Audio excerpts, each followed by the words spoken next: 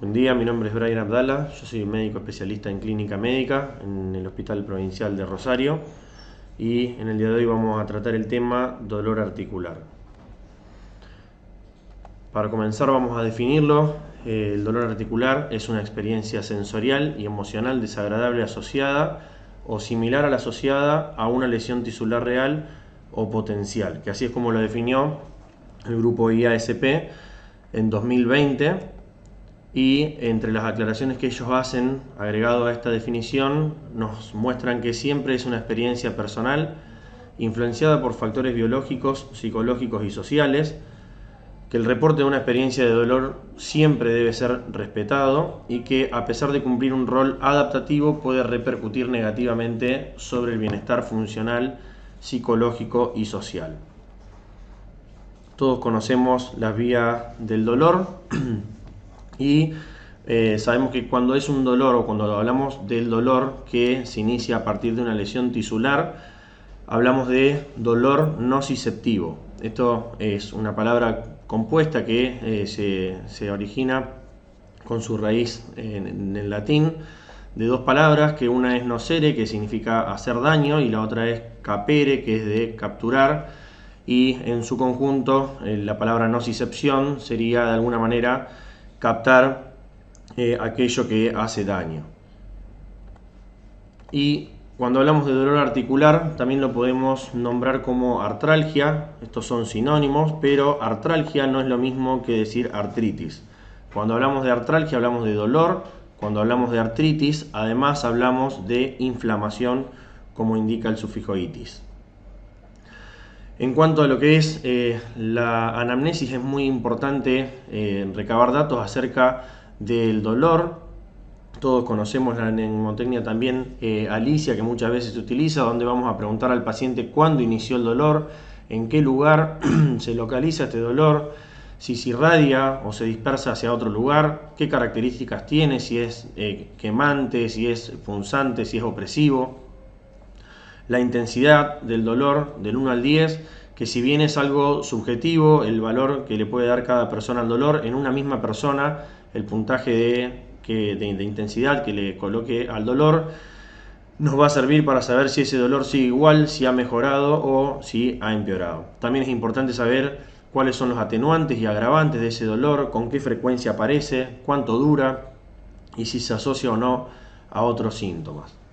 También es importante recabar de la anamnesis lo que es la edad del paciente, el sexo del paciente también, debido a la frecuencia en la que se presentan algunas enfermedades, y ahí también teniendo en cuenta que hay enfermedades que son exclusivas de un determinado grupo etario, como por ejemplo lo que es la artritis idiopática juvenil en menores de 16 años, lo que son las enfermedades sistémicas del colágeno, que muchas de ellas van a ser en el adulto joven, o lo que es la artrosis, mucho más frecuentemente en la tercera edad, y también lo que es la polimialgia reumática, por ejemplo. También es importante recabar información acerca de los hábitos del paciente, qué deportes practica, por ejemplo, lo que es el codo de tenista, donde vamos a ver una artrosis que se genera en una edad temprana y que se relaciona con este deporte en particular. Saber otras lesiones que puede haber tenido el paciente debido a los hábitos, al trabajo que realiza, a qué está expuesto. También es importante saber si el paciente es tabaquista o no. Cada vez más se sabe la relación que hay entre el tabaquismo y la artritis reumatoidea, con la formación de los anticuerpos antipéptidos citrulinados, lo que es el alcohol. Muchas veces los pacientes pueden haber tenido un traumatismo del cual no se hicieron conscientes debido a que estaban bajo los efectos de una intoxicación alcohólica. Lo que son los hábitos sexuales, también fundamental en la evaluación del dolor articular, debido, por ejemplo, a lo que es la artritis infecciosa gonocóxica u otros tipos de artritis que se pueden dar, como vamos a ver más adelante, que están relacionados con esta práctica.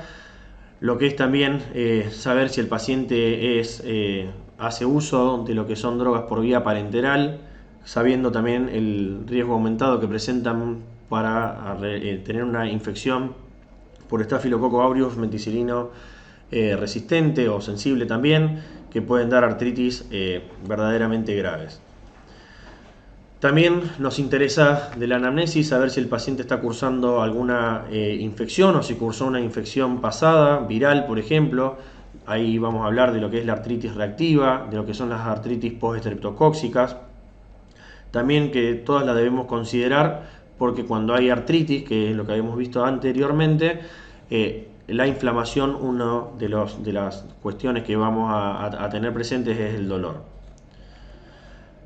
Es importante también si el paciente tiene alguna comorbilidad, como puede ser la diabetes, y ahí hacer el diagnóstico diferencial con el dolor neuropático que presenta el paciente con diabetes. Si tienen, por ejemplo, alguna trombofilia o algún problema en la coagulación asociado, por ejemplo, en un paciente con un estado protrombótico como es el síndrome antifosfolipídico, vamos a sospechar, en caso de que haya presencia de dolor articular, una de las cosas que tenemos que descartar es una enfermedad como el lupus eritematoso sistémico, o por el contrario, si viene un paciente con dolor articular y tiene una trombofilia, podemos llegar a tener que descartar una hemartrosis.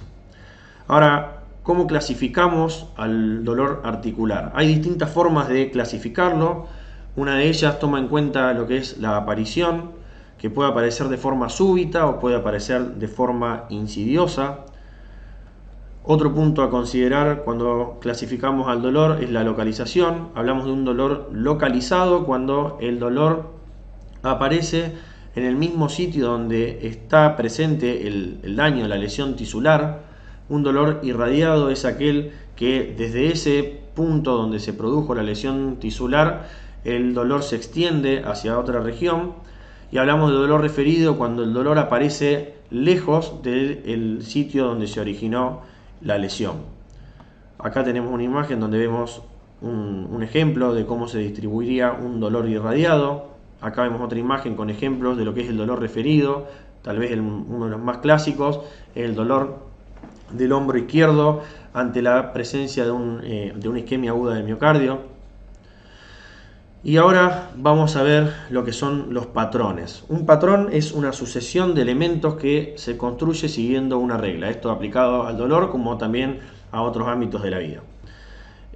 Con respecto al dolor articular, hay distintos patrones de dolor. Las distintas patologías siguen un determinado patrón de dolor. Para esto es que la Liga Europea de Reumatología en uno de sus cursos plantea el abordaje en 2 pasos propuestos por los doctores Da Silva y Wolf en 2010, donde el primer paso implica la identificación del patrón de dolor principal y en un segundo paso, ya identificado el patrón de dolor, hacer una investigación detallada dirigida a dicho patrón con el objetivo de hacer un diagnóstico de la potencial causa de dicho dolor.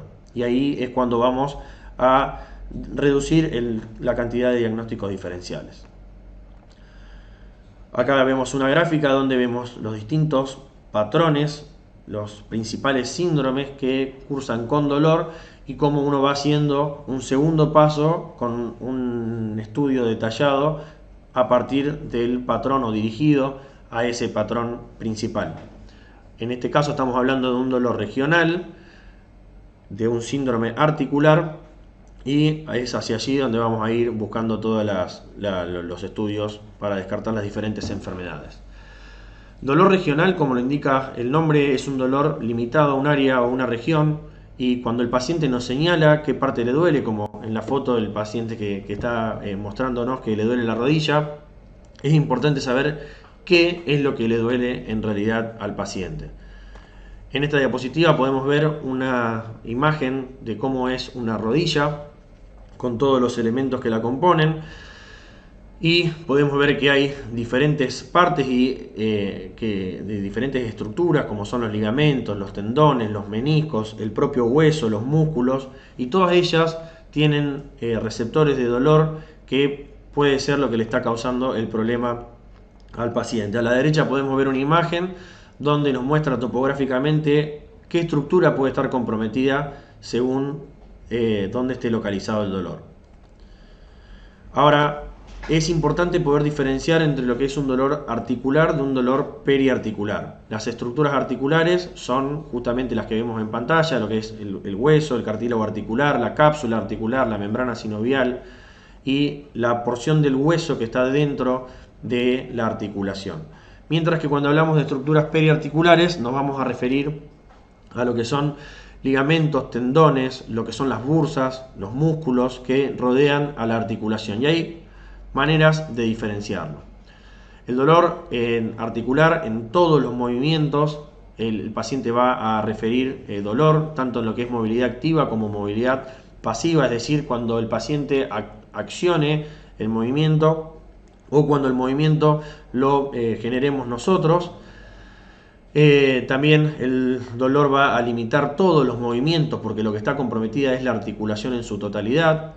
No va a haber dolor con las maniobras de resistencia y a la palpación vamos a encontrar dolor en la línea interarticular, encontrando además en ese mismo punto tumefacción, fluctuación, aumento de la temperatura local y en algunas oportunidades también la presencia de crepitantes. Mientras que en el dolor periarticular solo algunos movimientos son dolorosos, que van a ser cuando activemos las estructuras comprometidas y que están lesionadas. Cuando activemos el resto de las estructuras, el paciente no va a referir el dolor. Va a haber por eso mayor dolor con la movilidad activa de movimientos específicos. La limitación de los movimientos va a ser con la movilidad activa y va a ser de algunos movimientos, no de todos, y no va a haber limitación de los movimientos a la movilidad pasiva, ya que cuando nosotros lo movamos y no se active el tendón, por ejemplo, o el músculo que esté comprometido, al paciente eso no le va a generar dolor. Sí va a aparecer, por el contrario, dolor con las maniobras de resistencia. Aunque no se genere el movimiento, cuando se activa el músculo, por ejemplo, en la extensión de la pierna, cuando está comprometido el cuádriceps, al paciente le va a generar dolor.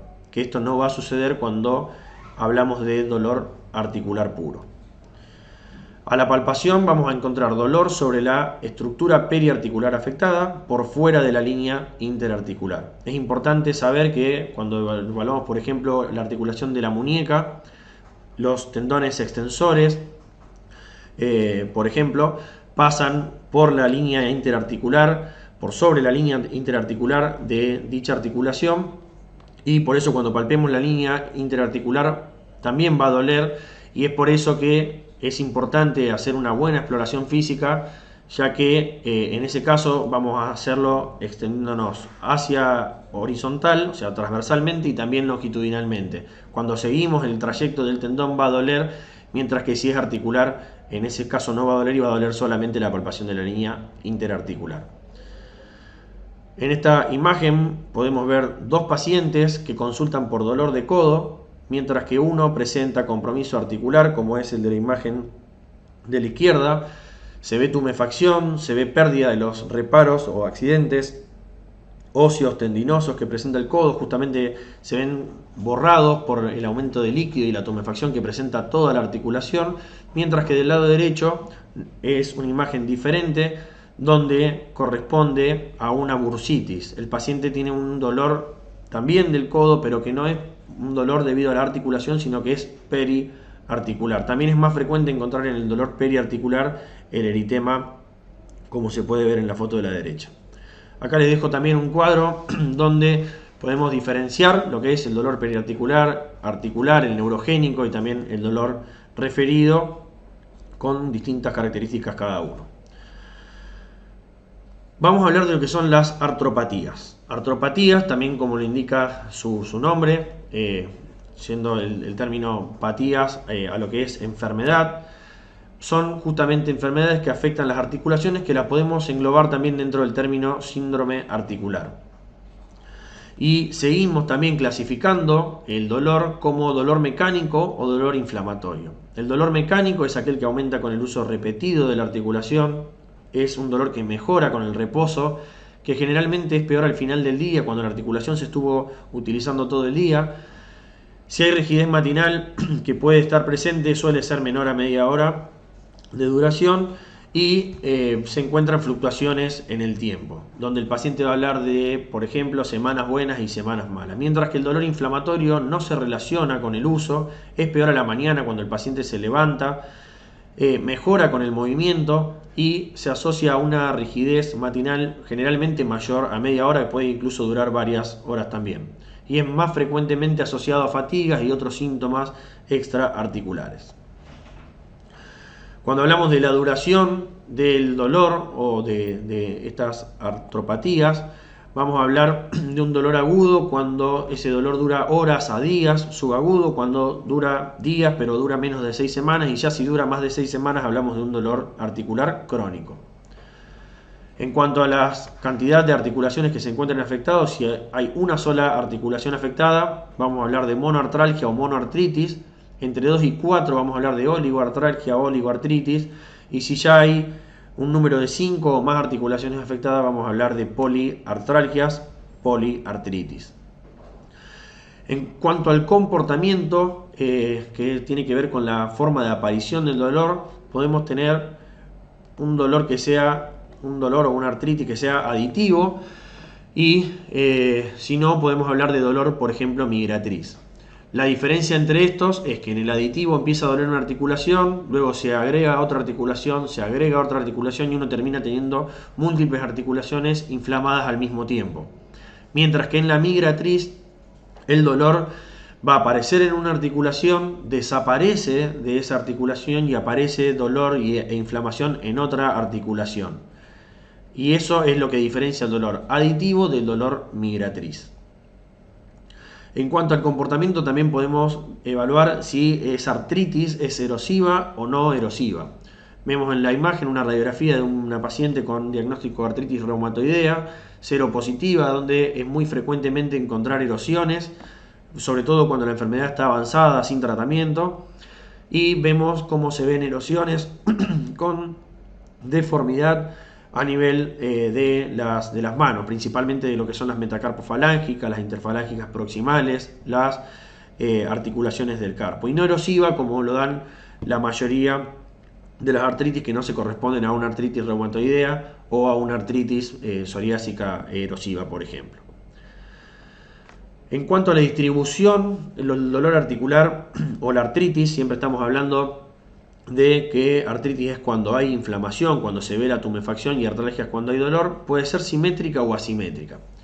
Simétrica es cuando aparece, por ejemplo, a ambos lados del cuerpo, pueden ser 2 hombros, los 2 codos, las 2 rodillas, y es importante destacar que cuando hablamos de dolor a nivel de las pequeñas articulaciones de las manos, si aparecen en las 2 manos ya se considera simétrica, aunque no coincidan las articulaciones. Por ejemplo, si de la mano izquierda tengo artritis en la metacarpofalángica, en la segunda metacarpofalángica, y la mano derecha tengo artritis en una interfalángica proximal, se sigue considerando simétrico porque está afectando las 2 manos. Asimétrico sería el caso contrario. También es importante saber si ese dolor articular compromete al esqueleto axial o si compromete, por el contrario, a las estructuras periféricas, a las articulaciones periféricas. Esto también porque hay determinadas patologías que afectan al esqueleto axial y otras, como la artritis reumatoidea, que no afectan al esqueleto axial, o si lo hacen lo van a hacer únicamente en aquellas articulaciones que presentan sinovial a nivel cervical, pero no en el resto de la columna. Otra cuestión a considerar que es muy importante es si el paciente presenta este dolor articular asociado o no con compromiso extraarticular. Dentro de lo que es el compromiso extraarticular en las enfermedades reumatológicas, que son sistémicas la mayoría de ellas, podemos tener compromiso, por ejemplo, cardiológico, compromiso renal, muy frecuentemente esta situación en el lupus eritematoso sistémico, compromiso ocular también, como se da en el caso de las espondiloartropatías, la espondilitis anquilosante, la artritis psoriásica, con distintas formas de uveitis, el compromiso pulmonar con lo que son las neumonías intersticiales, lo que es también el compromiso a nivel de los nervios, el compromiso neurológico, también presente en enfermedades como el lupus, o dermatológico como la artritis psoriásica, la esclerodermia, etc. Ahora, Una vez que identificamos el patrón de dolor y que avanzamos a hacer un análisis detallado, dirigido a ese patrón de dolor, cuáles son los estudios complementarios que me van a ayudar en la práctica diaria para tratar de llegar a un diagnóstico en los pacientes que presentan dolor articular. Vamos a solicitar laboratorio al paciente, vamos a pedir estudios de sangre, donde se va a evaluar lo que es el hemograma. Recordemos que nuevamente nombro al lupus, que puede dar anemia, que puede dar plaquetopenia, que puede dar también leucopenia, linfopenia, y lo que es la anemia de las enfermedades crónicas, presente en la mayoría de las enfermedades reumatológicas. También nos va a interesar saber si el paciente tiene, como decíamos antes, diabetes, si tiene alguna comorbilidad, ya sea para abordar el diagnóstico del dolor o también teniendo en cuenta los tratamientos que vamos a utilizar. Muchas veces utilizamos corticoides y es importante saber qué nivel de glicemia presenta el paciente, la función renal, nuevamente, para diagnóstico y saber si está comprometido el riñón o está solamente limitado a la articulación, o también por el uso de los medicamentos, que muchos de ellos se excretan por vía renal y vamos a necesitar ajustar la dosis y también a veces no vamos a poder utilizarlos. En cuanto a lo que es la química, también podemos tener una muestra de lo que es el líquido articular con distintos valores en lo que es la cantidad de elementos, la concentración de glucosa presente en el líquido articular, las proteínas. Son todos datos que nos van a orientar a diferentes causas de ese dolor articular. Mismo también puede ser extracción de ese líquido para cultivo y ver si encontramos algún germen en el caso de las artritis sépticas y poder saber si ese germen es sensible o no a un determinado antibiótico. Es fundamental muchas veces realizar esta práctica y tener conocimiento de cuándo hay que realizarla. También vamos a pedir radiografías de tórax, por lo mismo que hablábamos antes, evaluar si no hay compromiso pulmonar aparte del compromiso articular.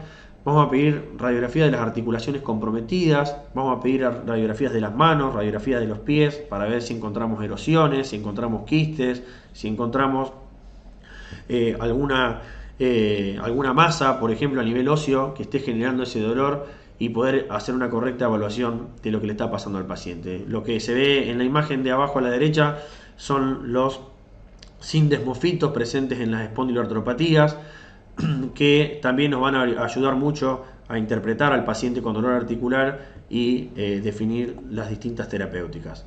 Cada vez más se utiliza lo que es la ecografía articular, sobre todo con el uso del Power Doppler, donde vamos a poder ver si hay líquido aumentado en la articulación, si hay hipertrofia de la membrana sinovial, ver también si hay, como decía, mediante el uso del Power Doppler, ver si hay circulación dentro de la articulación, que son todos parámetros que nos indican que hay una verdadera inflamación.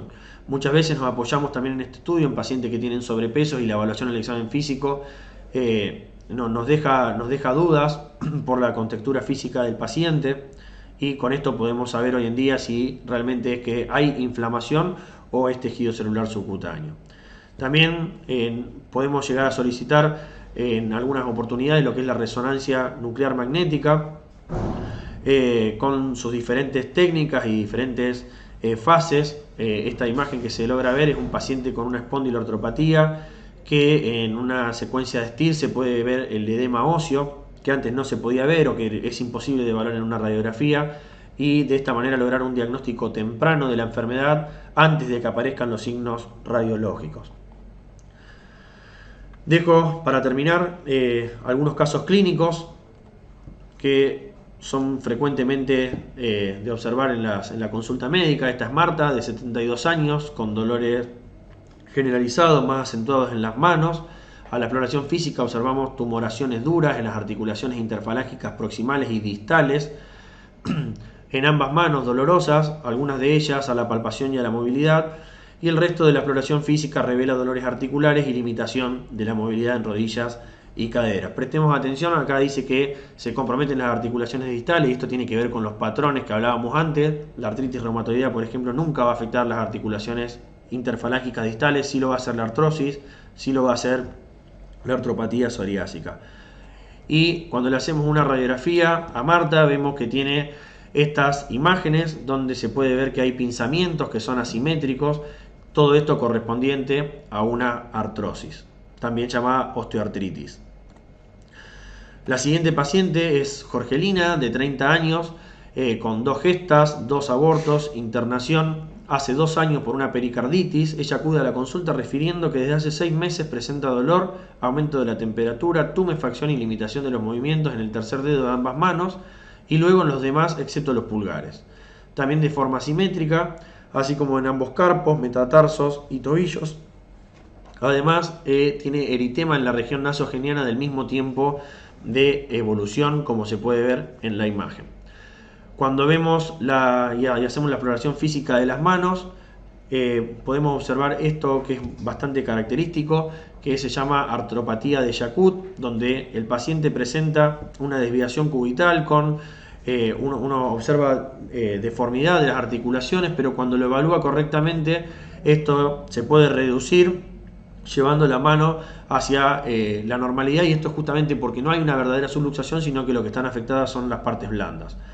Esto es muy característico de ver en los pacientes con lupus eritematoso sistémico, que es el cuadro que sospechamos en esta paciente por la pericarditis, por la poliartritis y por esta artropatía de Charcot, así como también por el eritema malar, como se ve en la foto. Y el último caso es Clarisa, de 27 años, tabaquista, madre con diagnóstico de artritis reumatoidea. Ella consulta por un cuadro de 7 días de evolución, caracterizado por dolor, tumefacción en ambas manos, carpos, codo y hombro derecho. Al interrogatorio dirigido refiere que el dolor es peor en las horas de la mañana y que presenta rigidez en las articulaciones afectadas durante al menos 2 horas y niega otros síntomas. Podemos ver en la imagen la forma de uso que tienen las articulaciones o los dedos, la pérdida de los accidentes, los reparos óseos, como decíamos en la imagen anterior, y el antecedente familiar que muchas veces se ve, esto en las enfermedades reumatológicas, y cuando le hacemos una ecografía con Power Doppler vemos un Power Doppler positivo grado 3 y podemos acercar el diagnóstico a una artritis reumatoidea, donde seguramente luego se le pedirán laboratorios con dosaje de factor reumatoidea, de anticuerpos antipéptidos citrulinados, más dirigidos a la patología que se sospecha. Hay un caso más, el de Carlos, de 38 años. Él tiene antecedentes de psoriasis desde los 13 años y consulta por un cuadro de 15 días de evolución caracterizado por dolor y tumefacción en la rodilla izquierda y el tobillo derecho. De inicio insidioso, que niega traumatismos, refiere que hace aproximadamente 9 meses presenta dolor y rigidez lumbar más de 30 minutos al levantarse y mejora durante el transcurso del día. Además presenta estas lesiones en este momento en la piel, compatible con psoriasis, que es lo que tenía diagnosticado desde los 13 años. Vemos que es una artritis asimétrica, que es oligoarticular, que presenta rigidez y que tiene también compromiso axial, lo cual nos hace pensar que este paciente que tenía el diagnóstico de psoriasis, ahora podamos acercar el diagnóstico y diagnosticarlo con artritis psoriásica. Le hacemos una resonancia con STIR, donde vemos, al igual que en la imagen de la resonancia anterior, que presenta edema óseo a nivel de las sacroiliacas, por lo cual confirmamos el diagnóstico de una artropatía psoriásica con compromiso axial. Eso es todo. Muchas gracias por su atención.